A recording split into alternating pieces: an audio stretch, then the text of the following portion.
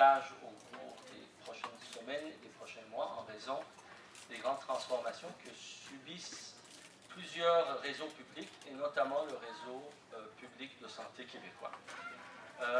Mais avant d'introduire, peut-être de parler du système de santé comme illustration d'un service public qui est au cœur de notre conception de la vie en société démocratique et économique avancée, je voudrais juste attirer votre attention sur une nouvelle qui est parue ce matin, auquel faisait référence, moi-même je n'ai pas vu directement, mais je l'ai entendu à la radio, auquel faisait référence un journaliste de la radio de Radio-Canada, pour nous dire que depuis quelques années, surtout depuis la survenue de la grave crise financière en 2007-2008, qui a été une des pires crises financières des 50-60 dernières années à avoir frappé les pays occidentaux et leur système économique. Il y a plusieurs économistes, mais aussi des dirigeants d'État, notamment Nicolas Sarkozy, qu'on ne peut pas soupçonner de sympathie pour la gauche et encore moins pour, disons, Québec solidaire. Je pense qu'il ignore même notre existence. Mais dès 2009, Nicolas Sarkozy posait la question à voix haute du PIB et de sa signification, parce que il s'était aperçu, comme nombre d'autres observateurs, à l'époque ils étaient obligés de prendre acte de la violence de la décote financière subie par plusieurs pays, il était obligé de prendre acte du fait que le PIB ne semblait pas le produit intérieur brut, qui est une mesure introduite il y a une centaine d'années, en fait depuis la première grave crise économique dans les années 30, que cette mesure du PIB a été introduite, qui indique globalement, pour résumer les choses, la quantité totale des échanges monétaires et financiers qui s'opèrent dans un État, dans un pays ou dans un ensemble donné, et qui reflète la capacité donc d'une économie à produire entre guillemets de la richesse de manière très grossière. Et le PIB a été essentiellement la mesure de comparaison économique qui a servi de base à la plupart des grandes décisions au cours des 70 dernières années dans les pays occidentaux. Or, les dirigeants occidentaux et les économistes se sont aperçus que ça ne reflète pas vraiment la réalité des choses. Parfois, en fait, de plus en plus, le PIB peut augmenter, mais la situation économique d'une bonne partie de la population, sinon de sa majorité, peut se détériorer ou stagner alors que le PIB augmente. Pour vous donner un exemple, par exemple, un pays comme le Canada, qui est un pays extractiviste, qui extrait d'énormes quantités de richesses de son sous-sol. Ça vaut pour le Québec, ça vaut pour le reste du Canada. Ici au Québec, c'est surtout les mines, dans le reste du Canada, surtout le pétrole, le gaz ou, si je ne me rappelle pas, le potasse dans les provinces du centre du Canada.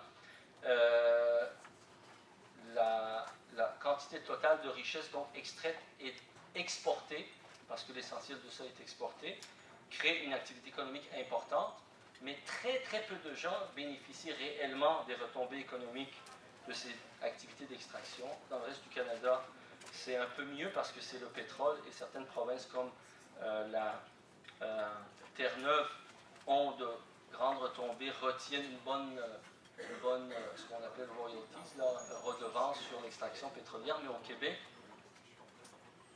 au bout du compte, lorsque vous calculez tout ce que l'État dépense et tout ce que l'industrie minière laisse en redevance, en fait, c'est à peine 3% de retombées directes dans les coffres de l'État et quelques emplois, quelques milliers d'emplois, mais pas plus.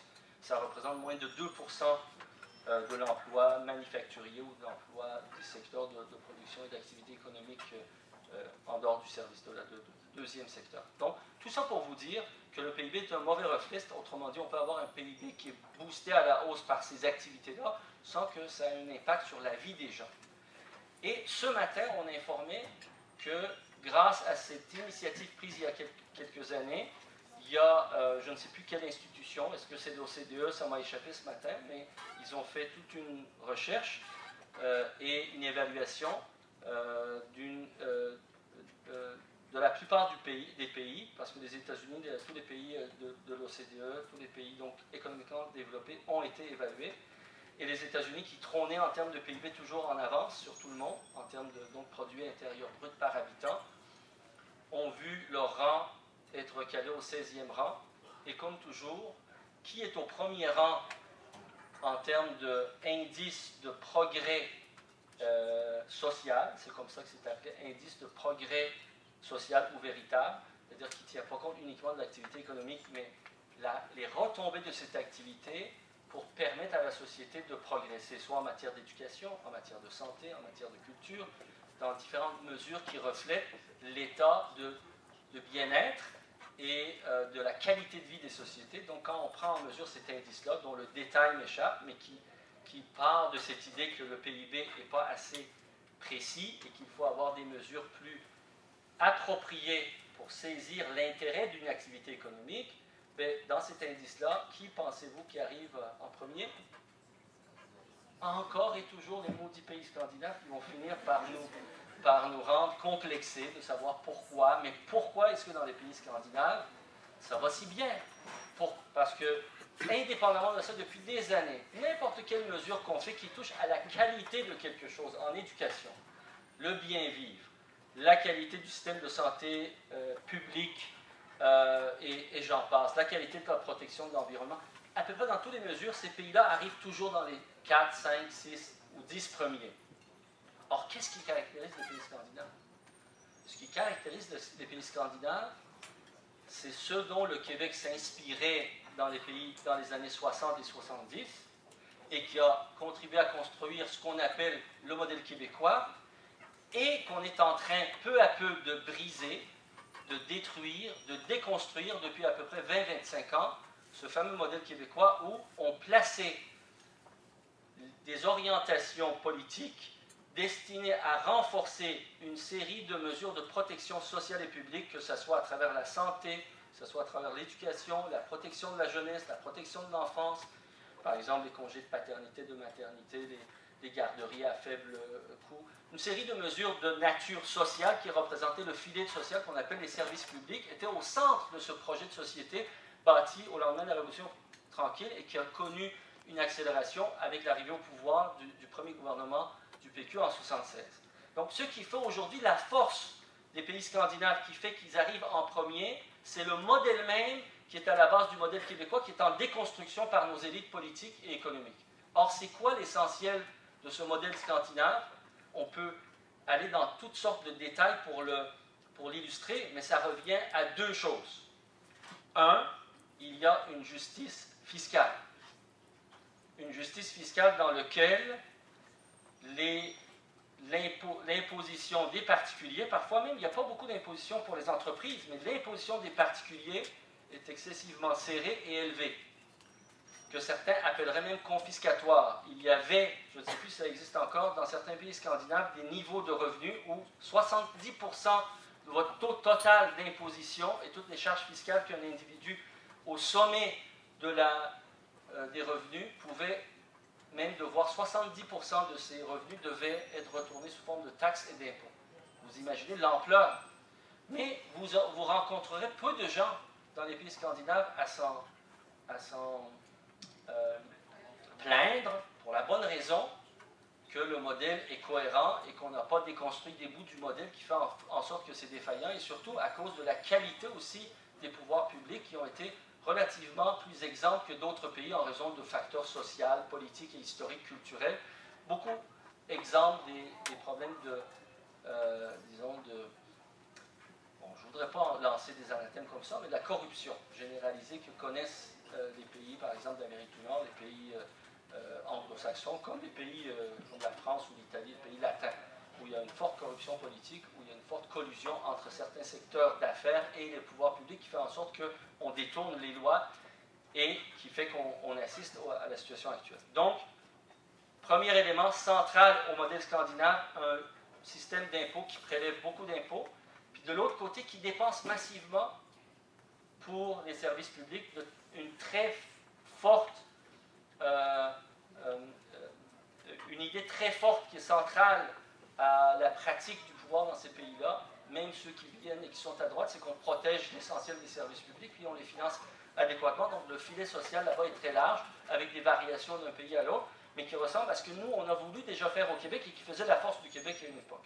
Or, aujourd'hui, on assiste, comme vous le savez, à une déconstruction de ça, qui n'a pas commencé avec le gouvernement Couillard, qui n'a pas commencé avec le gouvernement Charest, qui a commencé, voilà, déjà beaucoup d'années après la prise du pouvoir en Angleterre et aux États-Unis par des politiciens très attachés à déconstruire le modèle social-démocrate. Je parle de Margaret Thatcher et Ronald Reagan au début des années 80. Dans tous les pays occidentaux, on a assisté, sauf les pays scandinaves, à des degrés variables, à un abandon de l'État social, puis à un accroissement des inégalités. Je n'ai pas besoin d'en faire la preuve. Nous n'avons plus besoin, nous, à Québec solidaire, de le crier sur tous les toits. Même maintenant, c'est de l'ordre de, je dirais, d'une vérité de la palissade depuis la parution par un certain Thomas Piketty, dont vous avez sûrement entendu parler, qui a publié l'année passée ce qui est devenu un best-seller, non seulement économique, mais même un best-seller en termes de toute catégorie de livres confondus, qui regarde les 100 dernières années et qui montre comment, alors que tout au cours du 20e siècle, la première moitié du 20e siècle, toute une série d'efforts avaient permis de réduire les inégalités de revenus, on est en train d'assister depuis 30 ans à un retour incroyable des inégalités de revenus. Par exemple, aux États-Unis, les inégalités auxquelles on assiste entre les plus hauts revenus et le 50e de la population, les 50% de la population qui sont en bas de la ligne médiane, sont plus graves, ces inégalités-là, qu'ils étaient au début de la crise, au lendemain de la Première Guerre mondiale et au début de la crise économique dans les années 30 aux États-Unis. Le millième de la population le plus riche aux États-Unis, le 1 millième, on ne parle pas du 1%, tire vers lui plus de 8 fois le PIB. Autrement dit, si on regarde, il tire vers lui 80 fois plus de richesse que ce à quoi il aurait droit normalement, puisqu'il représente 1 millième, il devrait tirer vers lui 1 millième du produit intérieur brut, mais il en tire 8%, donc 80 fois plus. Ça n'a pas l'air gros comme ça, 8%, mais 8% du produit intérieur brut des États-Unis qui se chiffre en milliers de milliards, c'est énormément d'argent que s'accapare une petite minorité. Au Canada et au Québec, cette tendance est aussi aggravée. C'est aussi accentué, on n'est pas dans les mêmes disproportions, mais on a une lente érosion des processus de redistribution, et pire encore, en raison du fait que, en fait, comment procède cette érosion, comment ça se fait que le pourcentage le plus riche de notre société devient de plus en plus riche, c'est qu'on a diminué petit à petit leur charge fiscale.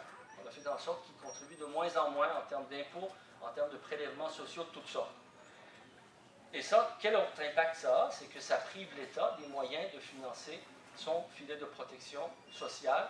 Et au Québec, comme dans le reste du Canada, un des axes majeurs de notre filet de protection sociale, c'est le système de santé publique. Quand moi j'ai commencé dans les hôpitaux, à la fin des années 80, on avait, si on compare à aujourd'hui, juste sur l'île de Montréal, l'équivalent de 9 hôpitaux de plus de taille moyenne, d'à peu près 250 lits, pour la même population, peut-être même pour une population un peu moins. 9 hôpitaux de plus. Les coupures qui ont été introduites depuis juste les 20 dernières années, ça fait à peu près 20 ans que je... Non, ça fait maintenant 25, excusez-moi. Oui, j'ai commencé comme externe en 89.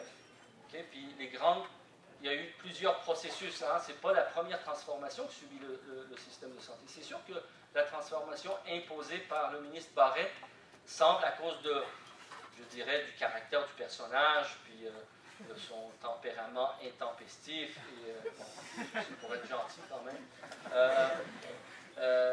apparaît comme plus violent, parce que là, il ne consulte personne, puis il fonce dans le temps, mais les autres transformations qu'a connues le système, la première est apparue au début des années 2000, au début des années 90, la deuxième est apparue à la fin des années 90 avec le déficit zéro puis le départ à la retraite de beaucoup de cadres. Ensuite, il y en a eu un autre par le Dr Couillard en 2003, et ensuite, il y en a eu un autre plus modeste par Yves Bolduc à la fin des années 2000. Donc, si on fait le compte, cette transformation-là est le cinquième. Celui de 2003 par Couillard, qui était une première réorganisation et fusion d'établissements, a déjà entraîné énormément de transferts du temps et d'énergie qui étaient consacrés aux patients vers la gestion, vers le contrôle, vers des paliers. Plusieurs d'entre nous qui avons vécu cette période de transition, par exemple à l'hôpital Notre-Dame, c'était fascinant de voir des étages entiers où il y avait des lits de soins. Quelques années plus tard, on passait sur le même étage, c'était des bureaux de gestionnaires. Parce que dans le modèle gestionnaire et d'affaires qui s'est imposé dans la mentalité de ceux qui nous gouvernent, bien, le milieu hospitalier, comme l'enseignement, j'imagine, bientôt, est un modèle qu'ils veulent de plus en plus calquer sur le modèle, sa modèle de gestion sur le modèle d'affaires et du milieu privé, qui fait en sorte que ça introduit des niveaux de contrôle supplémentaires. D'ailleurs, en sachant que je m'en viens ici, c'était fascinant d'entendre une commis que j'ai rencontrée sur les étages hier soir quand je terminais ma garde, qui avait déjà travaillé au Cité de santé de Laval, qui n'avait pas de critique parce qu'elle n'avait pas cette vision politique des choses, mais elle disait, à l'époque où elle travaillait, il y a 20-25 ans, celle qui était la directrice, mettons, d'un secteur, soit un secteur spécialisé ou d'un étage de soins, une unité de soins, c'était souvent une infirmière qui gravait les échelons.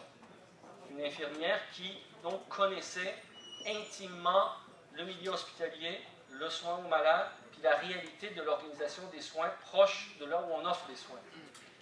Quand il y a eu la réorganisation en 2003, la première réorganisation, puis l'introduction de cette espèce d'approche gestionnaire du système de santé, plutôt que d'une organisation reposant sur les prestataires des soins de santé, c'est-à-dire les médecins et les infirmières, qu'est-ce qui est arrivé selon ses dires? Bien, il a dit que c'est différent, c'est plus comme avant. Les gestionnaires, ceux qui décident de comment on organise le système, ce n'est plus les infirmières, c'est des gens qui ont étudié l'administration, c'est des gens qui ont étudié la gestion et qui viennent. Et puis, c'est pas pareil. C'est pas aussi facile. On croule sous la paperasserie. On doit tout le temps rendre des comptes de chaque détail plutôt que consacrer notre temps, comme on le faisait avant, à donner des soins aux patients. Donc, d'une part, l'envahissement de notre réseau par un modèle gestionnaire qui, par la bureaucratie et la lourdeur administrative qu'elle nous assène, diminue le temps de soins qu'on a accordé aux patients. De l'autre part, en raison de la coupure, c'est pour atteindre le déficit zéro, équilibrer le budget, permettre au gouvernement d'offrir des rabais d'impôts et des abris fiscaux aux plus nantis, aux multinationales ou au secteur privé, bien, on a coupé aussi des lits, l'équivalent, comme je vous ai dit, de près de 9 hôpitaux juste sur le territoire de Montréal.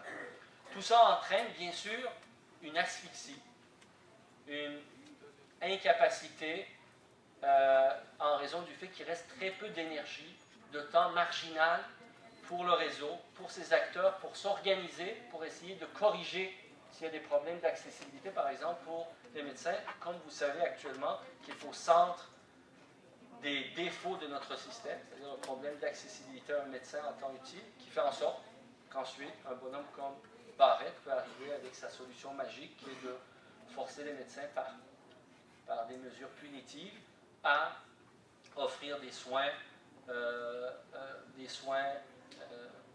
en plus grand nombre, et non, c'est-à-dire en quantité plutôt qu'en qualité à des patients.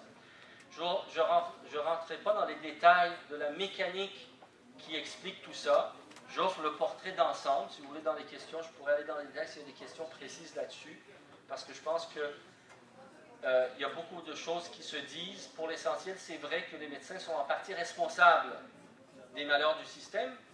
Pas nécessairement tous les médecins, et certainement pas celles et ceux, je dirais plutôt celles que ceux, parce que c'est surtout des femmes qui ont le profil de pratique qui va être particulièrement pénalisé par les mesures punitives introduites par Dr. Barrett. Mais ceux qui sont réellement responsables de ce qui nous arrive, c'est une petite élite, je dirais l'establishment médical qui contrôle nos fédérations, la Fédération des médecins spécialistes, moi je fais partie de ceux-là, à la tête de laquelle on trouvait Dr. Barrett, qui a été, je pense, président de notre fédération pendant tout près de 10 ans, et la Fédération des médecins omnipraticiens, et les gouvernements fautifs qui, au lieu de régler les problèmes d'organisation en sollicitant, en mobilisant l'opinion de tout le monde, les infirmières, les préposés, les représentants de laboratoires, les gestionnaires, mais aussi les médecins, en les mettant ensemble puis en disant, écoutez, c'est ce que j'aurais fait par exemple aujourd'hui si on me donnait le ministère. Je dirais, on a un grave problème, il faut le régler, on a une obligation de résultat, personne ne peut plus se soustraire à ces obligations, mais on mobilise tout le monde. Je ne décide pas à votre place. On s'assoit ensemble, puis au bout d'un processus dont les délais peuvent être variables et qui doit être rapide parce que notre système en a besoin, il faut qu'on sorte avec des résultats concrets dans lesquels tout le monde y laisse quelque chose. Faciliter le changement et la transition. Or, ce qui a été fait au cours des 20 dernières années, à chaque fois qu'il y a eu des crises, c'est un ministre qui a voulu marquer, je dirais, l'espace politique par sa marque, en laissant sa trace, en prétendant que c'est lui qui a eu la solution, on peut dire au masculin pour l'essentiel, parce que c'était des ministres masculins, sauf Mme Marois pendant un bref moment au début des années 2000. Donc, c'est des ministres qui sont venus en offrant la solution magique, souvent concoctée avec des adjoints politiques et quelques experts, souvent de l'extérieur même du ministère, qui ne les connaissaient pas, mais qui étaient reconnus pour leurs compétences en gestion, souvent des HEC, votre voisin ici, qui conseillait le ministre pour introduire des changements, sans jamais demander l'opinion de ceux qui sont à l'œuvre. Et quand ils ont voulu le faire, ils ont négocié avec des fédérations médicales qui, eux, avaient comme mandat uniquement de protéger l'intérêt de leur corporation, c'est-à-dire que c'est des associations corporatistes qui représentent essentiellement les intérêts en termes de rémunération et de conditions d'emploi salariales ou de rémunération de leurs membres. Donc, à chaque fois qu'il y avait une négociation, mettons avec la Fédération des médecins omnipraticiens, on ne mettait pas le problème de l'accessibilité au centre en disant « Voilà, on a un problème d'accessibilité, vous êtes médecin, il faut qu'on le règle. » On l'a envisagé toujours sous l'angle de, sur le plan de la rémunération, quels sont les ajustements qu'on doit faire pour y arriver.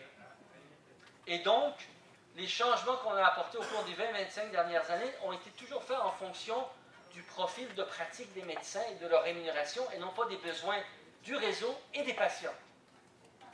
Non, et encore moins en vertu d'une intégration, d'une vision dans laquelle les infirmières, les pharmaciens, les intervenants de santé publique, les travailleurs sociaux, donc tous les gens qui donnent un soin puissent avoir un mot à dire, puis qu'on intègre les soins, dans lequel cas il faut négocier avec tout le monde en même temps, donc comme je vous ai dit, un modèle dans lequel on sollicite l'avis de tout le monde en même temps, plutôt que de négocier à travers des mécanismes de négociation et de rapport de force entre patrons et syndicats, corporatistes par-dessus le marché. Ce qui a introduit de graves problèmes, et ce qui fait que aujourd'hui je dis, oui, les médecins, nous avons une très grande responsabilité dans les malheurs que connaît le système, parce que ceux qui nous ont représentés étaient des corporatistes qui ont toujours négocié, non pas en fonction de l'accessibilité et des besoins de la population et des besoins du réseau, mais en fonction de notre rémunération. Donc, ce n'est pas, étonnant qu'on ait de graves problèmes, mais le problème, c'est que celui qui maintenant veut le régler, le pyromane en chef, celui-là même qui était à la tête d'une de ces fédérations et qui menait ces négociations-là, comme il sait que la plupart de ces anomalies ont été introduites, la plupart de ces problèmes répondent en partie du fait qu'il y a des conditions de rémunération rattachées à l'organisation des soins, mais il pense apporter la solution encore une fois à travers la rémunération, mais cette fois-ci par des mesures punitives. Donc, il pêche pour régler le problème par le même endroit qu'il a pêché au départ. C'est-à-dire toujours en voulant le régler par la lorgnette de la rémunération des médecins. Et c'est ce qui fait que ça va malheureusement, de l'avis de tous, connaître un échec s'il ne met pas des bémols, puis s'il n'accepte pas les propositions qui ont été faites, d'envisager d'autres solutions. Oui. Je vais terminer en fait. Pardon?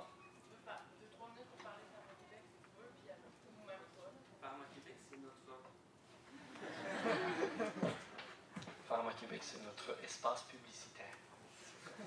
L'annonce qui vient avec le reste. Est-ce qu'il y a des gens qui connaissent Pharma-Québec? Est-ce que vous pouvez lever la main dans la salle? OK. Donc, écoutez, un des problèmes majeurs à chaque fois qu'on parle de la réorganisation des soins et tout ça, puis qui malheureusement est un prétexte pour les coupures, c'est le financement du système de santé. On dit que la santé coûte de plus en plus cher, puis on n'a pas de quoi le payer, d'accord? Donc il faut couper des lits, il faut couper des soins, il faut essayer de faire plus avec moins, etc., etc.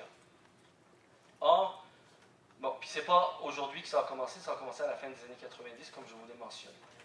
Donc, nous, quand Québec solidaire est arrivé sur la scène politique, on s'est dit comment on peut répondre aux problèmes de financement du système de santé. On a regardé ça, puis on s'est aperçu qu'il y a deux secteurs qui connaissent une croissance importante des coûts Et ces secteurs-là, ce n'est pas la rémunération des infirmières, ce n'est pas le coût des établissements, ce n'est pas le coût des lits, ce n'est pas le coût des CLSC. Les deux secteurs qui connaissent une augmentation exponentielle, en premier lieu, c'est le coût des médicaments, puis en deuxième lieu, c'est la rémunération des médecins. Mais ça, je n'ai pas besoin de vous en parler, vous avez déjà une dent contre les médecins, je suppose. Non? Comme toute bonne personne en société. Non, mais de plus en plus, je pense que beaucoup de gens en société réalisent certains déséquilibres qui heurtent. Hein. Vous savez qu'actuellement, moi-même, comme spécialiste, depuis 4 ans, j'ai connu une augmentation de 40% de mon niveau de rémunération. Ça, c'est alors même que les dirigeants publics disent qu'on est en période d'austérité, de difficulté à balancer le budget, etc., etc. Ça, je mets ça à part, mais bien avant la rémunération des médecins, un des secteurs qui a connu la plus grande hausse des coûts, c'est le médicament. Ça serait long de vous expliquer le détail des mécanismes qui sont à la racine de ça, mais juste pour vous illustrer, là, quand le régime d'assurance médicaments public a été introduit, qui fait que 40% de notre population, ceux qui ne sont pas en âge actif pour travailler puis avoir des assurances collectives privées par leur employeur, ce 40%-là, souvent des gens plus malades, plus jeunes, qui consomment plus de médicaments, sont assurés par le régime public. La première année que ça a été introduit, ça a coûté 950 millions à la RAMQ. 10 ans plus tard, ça a coûté 3,4 milliards. Vous êtes bon en chiffres? C'est plus de 300% d'augmentation. C'est une croissance de 300%. Est-ce que vous connaissez beaucoup de secteurs qui ont connu une augmentation de 300% dans les activités économiques au Québec? Je crois que non. On a regardé donc ce détail, on s'est dit donc il y a quelque chose à aller chercher. Là, au même moment, au début des années 2000, en 2003, paraissait un livre que son auteur m'a demandé de préfacer, parce que ça portait sur le médicament et le système de santé. Et en lisant le livre, je me suis aperçu qu'il y avait un modèle en Nouvelle-Zélande qui marchait très bien, introduit par un gouvernement conservateur. Et le hasard faisait que le modèle de la Nouvelle-Zélande, qui a à peu près 5-6 millions d'habitants, a un peu le même modèle qu'ici. Près de la moitié de la population sont couverts par le public, l'autre moitié ont des assurances privées. Et un ministre conservateur de la santé qui, lui, au moins était honnête, croyait en les vertus du marché au moins. Okay? Puis il disait, moi, si je suis l'assureur public, je suis l'acheteur de médicaments pour à peu près la moitié de la population, je dois pouvoir négocier. Hein? J'ai un levier pour négocier. Alors, la Nouvelle-Zélande, vers le milieu des années 90, a commencé à négocier le prix de ces médicaments. Il y a toutes sortes de détails attachés à ça. Puis au bout de 5 ans, ils ont diminué la facture pour l'État de 65%. Autrement dit, nous on s'est dit, si on fait ça au Québec, on ne veut pas faire la révolution là. C'est pas le socialisme. C'est pas les soviets, c'est une politique conservatrice qui pour une fois met les lois du marché au service du public, plutôt qu'à chaque fois que c'est dans l'intérêt du public tricher puis de mettre encore au service du privé. D'accord? Donc, on négocie, comme d'ailleurs c'est déjà fait. Dans le réseau public, des hôpitaux le font. Ils se mettent en consortium, en groupe, font des achats groupés, puis sont capables d'aller chercher des réductions en moyenne de 35%. Donc le tiers. La Nouvelle-Zélande est allée plus loin parce qu'il le fait à l'échelle nationale, il est allé chercher plus loin. Donc on a proposé dès 2006 l'idée de Pharma-Québec. Pharma-Québec, ce n'est pas la nationalisation du médicament, comme nos adversaires se plaisent à le faire, à le dire, pour discréditer, entre guillemets. Dire, ah oui, Québec solidaire veut nationaliser les médicaments. C'est pas ça. L'idée de Pharma-Québec, c'est que le gouvernement, qui assure à peu près la moitié de la population, se donne le droit de regarder la facture, de dire, hey, écoute, il y a 5-6 produits qui se ressemblent, vous allez me faire une offre, je vais prendre le meilleur, ou les 2 ou 3 meilleurs, pas les 5, pas les 10. Actuellement, c'est ce qui se passe. Tout médicament, une fois qu'il a obtenu l'autorisation, la RAMQ le rembourse sans discuter des prix. Donc, on a fait la proposition d'instituer une entreprise publique qui aurait comme mandat de mieux négocier les prix des médicaments, comme la Nouvelle-Zélande. On a fait des calculs, puis à chaque fois, depuis 6 ans qu'on a eu l'opportunité, on a fait de nouveaux calculs. Puis moi, je disais, on peut aller chercher jusqu'à 1,3 milliard de baisse de la facture pour le gouvernement du Québec. Personne n'a contesté nos chiffres, mais personne n'est venu en appui non plus. Jusqu'à novembre dernier. En novembre 2014, l'expert toute catégorie de l'industrie du médicament au Canada, qui s'appelle Steve Morgan, il est de l'Université de Colombie-Britannique. C'est lui qui fait les analyses chaque année pour la classe du médicament canadien. Vraiment, il connaît le domaine comme le fond de ses poches. Puis il a produit un article pour une revue spécialisée qui comparait le Québec à la Colombie-Britannique, qui a les meilleurs prix au Canada. Et si le Québec faisait ce que la Colombie-Britannique fait, une fois corrigé pour les variables d'âge et d'indice du coût de la vie et d'indice du prix à la consommation, bon, des variables qu'il faut normaliser pour avoir des comparables, le spécialiste dit, une fois ces comparaisons effectuées, on s'aperçoit que si le Québec faisait comme la Colombie-Britannique, donc sans révolution, sans socialisation, pourrait avoir 1,5 milliard de dollars de rabais dans le coût de ces médicaments. Ça arrive à nos chiffres. Donc, ça vient consolider l'idée que si le gouvernement vraiment était honnête, si le ministre Coiteux, qui va peut-être venir vous parler, était vraiment honnête, puis que son but était vraiment de baisser la facture pour l'État, était vraiment d'assurer l'amélioration du sort des générations futures, puis diminuer la dette du Québec, bien négocierait en se mettant debout devant les compagnies pharmaceutiques, pas comme Québec solidaire, on ne s'attend pas à ce qu'il ait le courage de Québec solidaire, mais au moins le courage d'un ministre conservateur de la Nouvelle-Zélande ou d'un ministre libéral de la Colombie-Britannique. Merci beaucoup de votre écoute.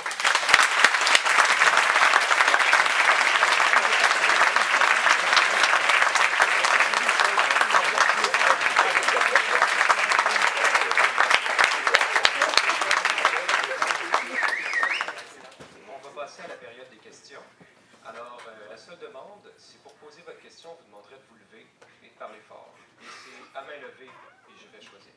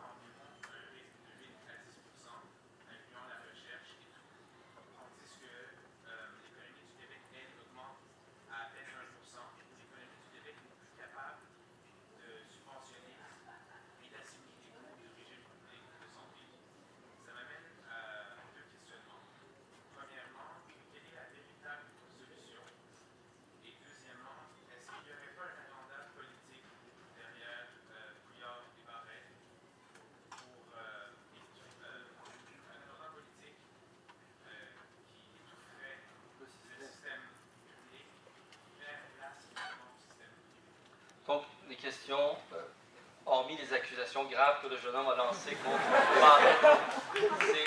c'est comment on contient les coûts du système de la santé, et deuxièmement, est-ce qu'il y a un objectif politique derrière ça? Pour le système de santé, comme je t'ai expliqué, on pourrait occasionner d'importantes économies, donc de ramener, hein, tu as raison, les coûts vont en croissant parce que les besoins de la population augmentent.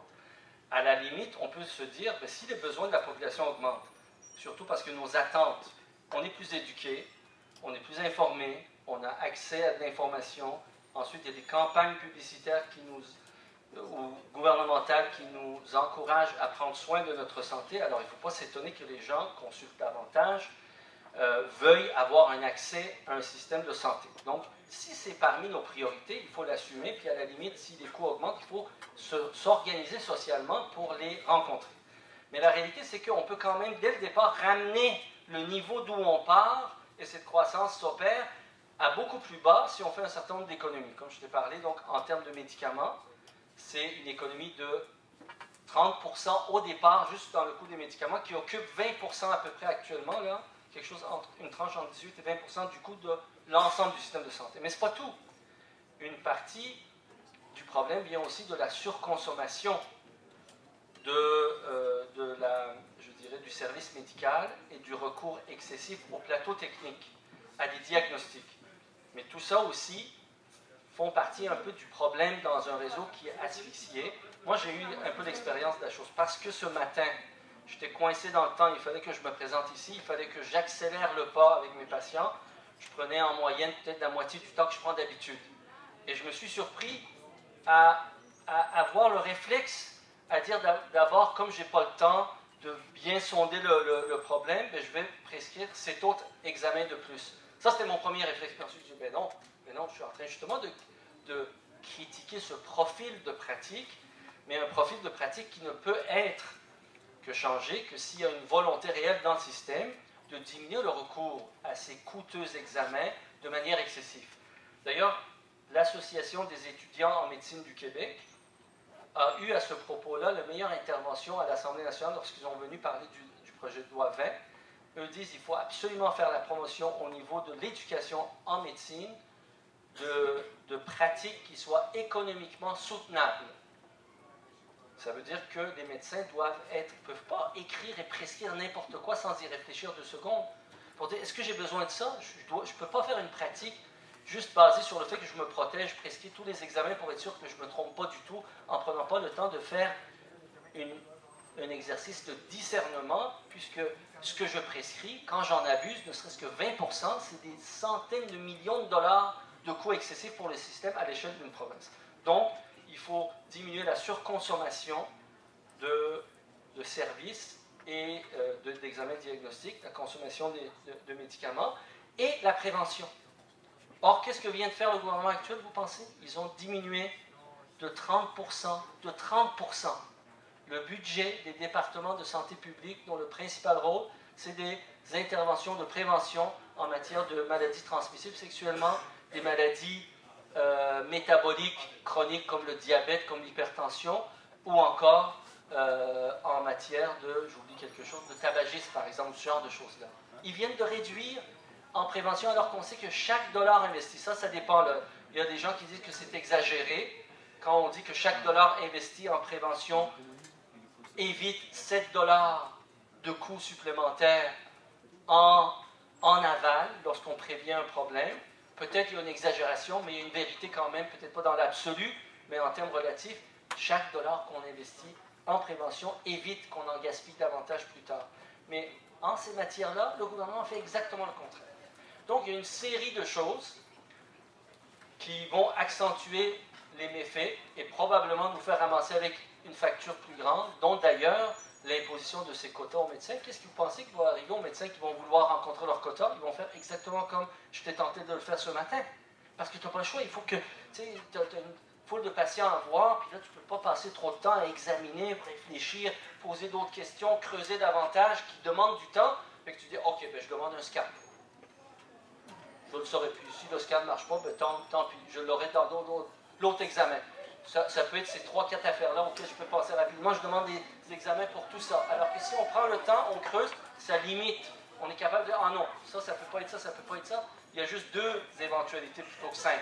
Donc, j'ai 2 examens à poser ou 2 séries d'examens pour aller cerner ces 2 problèmes-là plutôt que 5 séries d'examens. Alors, c'est le genre de situation qui risque de s'aggraver. Est-ce qu'il y a un plan derrière ça? Peut-être pas M. Barrett. Je ne suis pas sûr, je ne sais pas. Mais la politique qui consiste à diminuer le financement des réseaux publics pour ensuite mieux les privatiser, ça n'a pas commencé d'hier. Pour vous donner un exemple, dans les années 50, General Motors a acheté les services parce qu'il y avait un délabrement des services de transport public dans plusieurs des grandes villes américaines où il y avait eu des investissements au début du siècle, mais ils n'avaient pas fait les investissements nécessaires, les systèmes publics étaient délabrés, les autobus, les tramways et tout ça. General Motors les a achetés au milieu des années 60, a fait quelques dépenses initialement, puis ensuite les a peu à peu complètement abandonnés. Pourquoi vous pensez? Parce que General Motors n'avait surtout pas besoin de système de transport public efficace pour mieux vendre ses autos et les répandre. Dans tous les pays d'Europe, et surtout en Afrique et en Asie, cette politique-là a été appliquée dans les années 80 et 90, des politiques de restructuration. Avez-vous entendu parler de Joseph Stiglitz? Le livre qu'il a écrit, je ne me rappelle plus du titre, lorsqu'il a retourné sa veste, parce qu'il était président de la Banque mondiale. C'est un prix Nobel d'économie qui était VP ou président de la Banque mondiale.